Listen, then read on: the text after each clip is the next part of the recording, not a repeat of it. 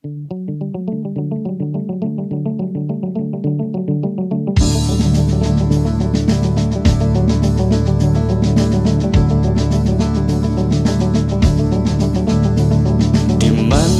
tempat lahirmu? Di mana tempat lahirku? Indonesia, tanahku. Di mana tempat asalmu? Di mana tempat asalku? Indonesia, negeriku. Indonesia, tanahku. Ayo kawan, kita bisa, jangan menyerah. Indonesia. Assalamualaikum warahmatullahi wabarakatuh. Waalaikumsalam warahmatullahi wabarakatuh. Bagaimana kabarnya Bu Kustia? Alhamdulillah sehat. Bu Hani juga sehat ya. Alhamdulillah. Nun sewu Bu Kustia, saya izin merepoti panjenengan. Dia minta bantuan untuk diwawancarai guna kepentingan memenuhi tugas pada LMS Pendidikan Guru Penggerak di modul 3.1 dalam pengambilan keputusan berbasis nilai kebajikan sebagai pemimpin. Saya memilih Bu Kustia MPD dari SD Negeri Tanjung Sari 1 untuk diwawancarai. Silahkan. Mungkin Bu Kustia matur suwun. Langsung saja nggih Bu. Nggih. Selama ini Bu Kustia itu bagaimana dapat mengidentifikasi kasus-kasus yang merupakan dilema etika atau pembangun moral? Cara saya mengidentifikasi yaitu dengan saya melihat masalahnya. Jika masalah itu benar lawan salah, maka itu saya golongkan dalam bujukan moral.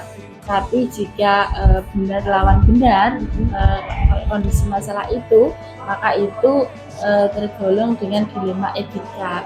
Dan itu saya dasarkan ketika menghadapi dilema etika.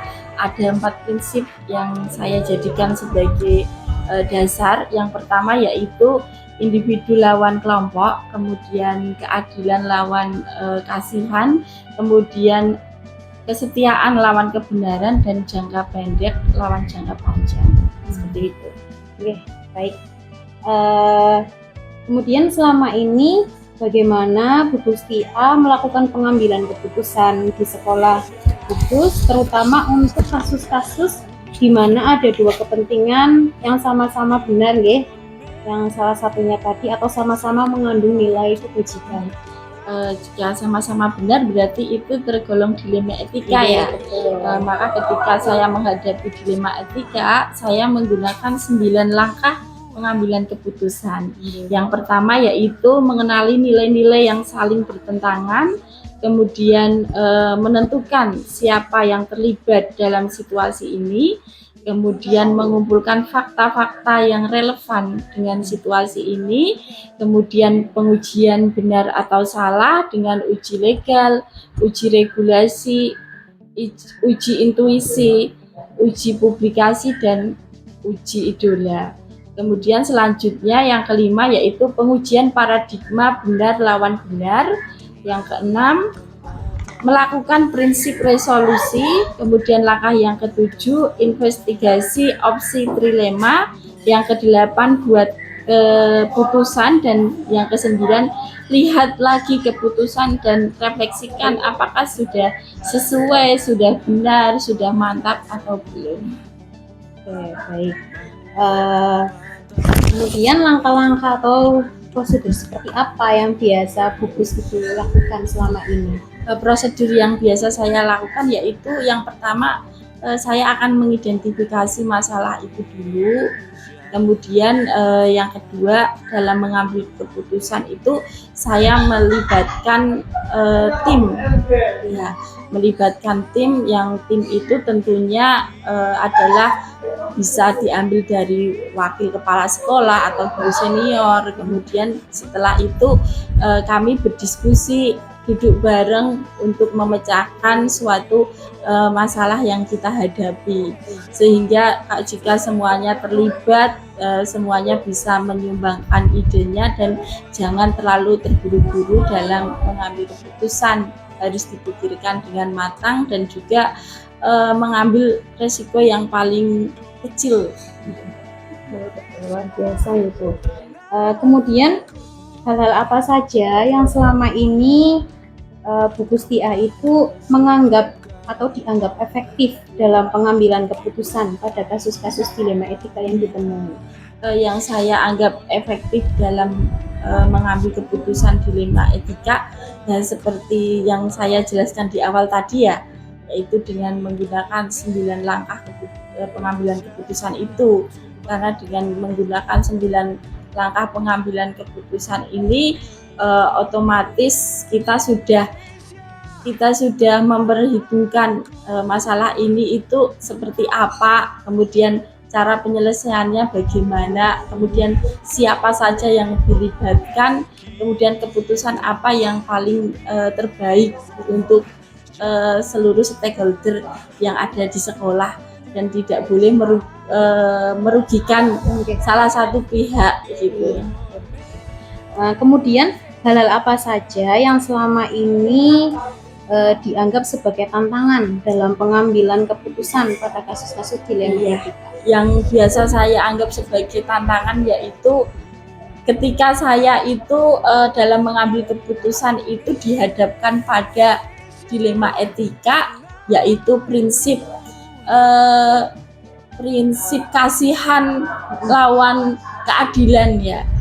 Ketika itu kan harus menggunakan hati, benar-benar menggunakan hati, sehingga saya kadang merasa kasihan ketika harus mengambil satu keputusan yang berdasarkan pada keadilan, dan sebaliknya ketika mengambil keputusan yang harus berprinsip pada keadilan, kadang juga ada satu pihak yang saya rasa itu kasihan gitu.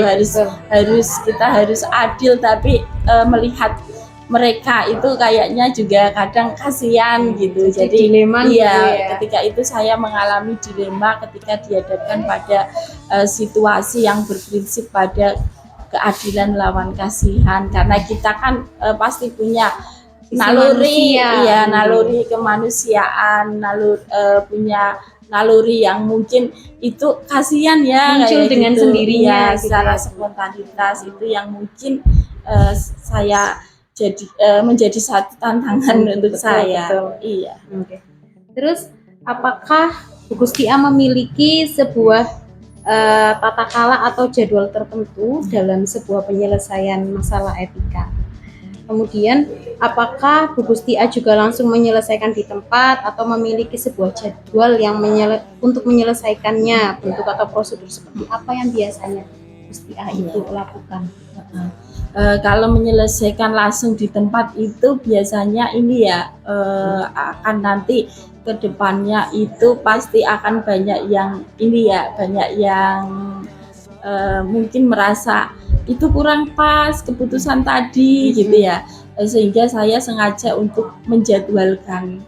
Dengan menjadwalkan kan semuanya diharapkan bisa hadir, kemudian semuanya bisa menyumbangkan idenya untuk menyelesaikan masalah yang ada di sekolah, semuanya bisa terlibat. Kemudian dengan adanya suatu jadwal, mereka otomatis sudah siap, dan mungkin kalau sudah siap juga mungkin dalam proses pengambilan keputusan itu mereka lebih fokus untuk menyumbangkan ide-ide yang terbaik dalam pengambilan keputusan, dan tidak mengganggu waktu kerja mereka juga dengan kita membuat jadwal khusus di luar jam pelajaran seperti itu. Kemudian adakah seseorang atau faktor-faktor yang selama ini mempermudah atau membantu Bu Gusti A dalam mengambil keputusan dalam kasus-kasus dilema ITK, atau bisa Iya. Bu Gusti A sebutkan contohnya? Kalau dalam dilema etika itu memang saya biasanya tidak memutuskan secara sendiri, tapi saya melibatkan tim gitu. Jadi tim itu biasanya saya ambil dari misalnya wakil kepala sekolah, atau kalau di SD itu tidak ada wakil kepala sekolah ya, Oke. adanya guru senior. Nah, guru senior yang mungkin punya pengaruh di sekolahan itu, maka saya ajak duduk bersama dengan mungkin ada guru yang punya masalah. Misalnya ya, misalnya tadi Bu Hani tadi minta contoh ya, misalnya di suatu sekolah ada guru yang mungkin guru itu sering terlambat, kadang sering izin gitu kan. Kemudian saya kan juga harus mengambil satu kebijakan atau satu keputusan. Nah, di situ saya tidak boleh dong mengambil satu keputusan yang dari sisi saya sendiri sebagai seorang pemimpin, karena saya juga manusia biasa ya. Jadi di sini saya minta pendamping, yaitu guru senior. Nah, guru senior nanti bisa memberikan masukan-masukan, karena guru senior itu tahu rekam jejak dari awal sampai dengan akhir atau kebiasaan dari guru itu dibandingkan dengan saya yang mungkin masih baru menjadi kepala sekolah di situ. Nah, dari masukannya beliau guru senior, kemudian nanti akan saya pertimbangkan menjadi satu pertimbangan saya dalam mengambil suatu keputusan atau kebijakan, karena suatu keputusan atau kebijakan tanpa ada dasarnya, tanpa ada dasar apapun itu mungkin takutnya merugikan salah satu pihak. Jadi saya tetap melibatkan tim untuk saya ajak berdiskusi atau untuk saya ajak mengambil salah satu keputusan yang tepat. Oke. Berarti dari semua masalah yang ditemui, hampir semua gitu ya, itu pasti selalu melibatkan tim, atau kalau di SD biasanya adanya guru senior gitu. Iya, betul sekali. sekali. Oke, dari semua hal yang telah disampaikan Bu Gusti A, pembelajaran apa yang dapat Bu Gusti A petik nih dari pengalaman tadi itu, atau pengalaman yang lain yang bisa mengambil keputusan dilema etika? Iya. Pembelajaran dari mengambil sebuah keputusan itu yang saya dapatkan, yang pertama itu dalam pengambilan keputusan kita harus matang, tidak boleh tergesa-gesa, tapi harus melalui prosedur dan menggunakan 9 langkah pengambilan keputusan tadi. Kemudian yang kedua, kita harus bisa berkomunikasi baik dengan mungkin melaksanakan atau menggunakan teknik coaching supaya mereka itu yang punya masalah itu tahu apa yang menjadi masalahnya, kemudian tahu apa yang harus dilakukannya, dan tahu komitmen apa yang harus dijalankan setelah dia tahu masalah pada dirinya tersebut. Kemudian yang ketiga yaitu dengan saya melibatkan tim tadi, misalnya dengan guru senior jika tidak ada wakil kepala sekolah. Dengan melibatkan guru senior mungkin akan memudahkan kita, memantapkan kita untuk mengambil satu langkah atau kebijakan sebagai seorang pemimpin yang mungkin tidak merugikan salah satu pihak. Baik. Luar biasa sekali pengalamannya, bisa berdiskusi, bisa wawancara sama Bu Gusti A. Saya banyak mengambil hal-hal baik yang mungkin bisa saya lakukan di kemudian hari. Terima kasih Bu Gusti A atas waktunya. Sama-sama.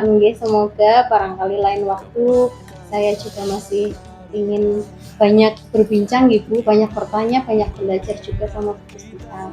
Silahkan, dan sukses juga untuk Mbak Hani dalam menjalankan program Guru Penggerak.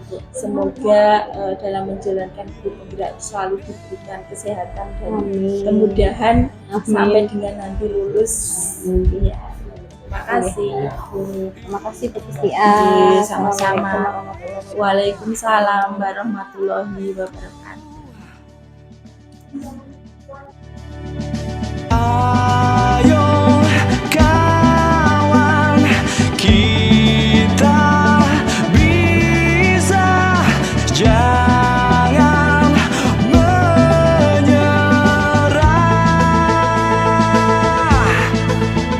Indonesia.